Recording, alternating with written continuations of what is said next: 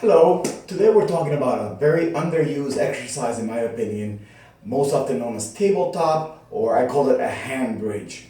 And it's a lot of people don't use it because their shoulders don't have the range of motion that they would need to do the exercise, right? So let's start by what are we talking about here? We're talking about this hand bridge, right? Here and lift. Now the reason I love this exercise is because of the position my shoulders are in right now, right? They're very behind my body, let's put it this way. My arms are behind my body.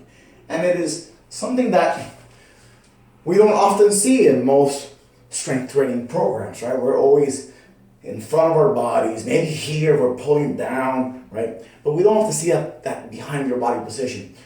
So I think it's valuable because of that. And of course it also helps me work on that hip extension flexion, right? It's actually a squat pattern in a way, right?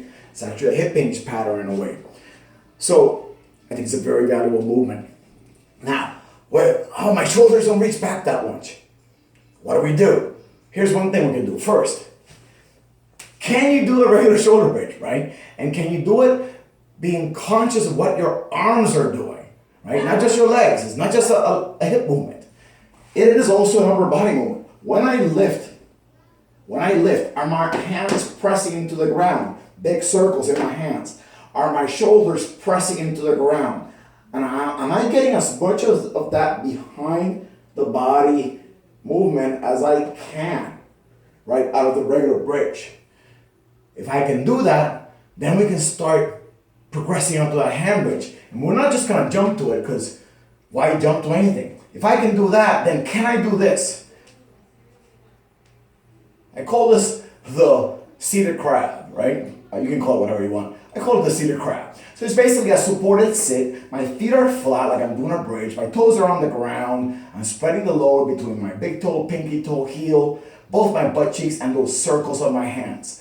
And this allows me to get a nice tall position of my spine, right? And as I do it, as I push down my arms, my butt almost wants to come off already. But if yours doesn't want to come off, just think about pushing down, lifting your head up. Practice breathing in deeply. In and out the nose, please. So you're more likely to use your diaphragm. But once this is comfortable, then we can start thinking about moving from this position. And one thing that I would do is, even before lifting my butt, you can practice lifting your butt up and down. It's a good one. Woo.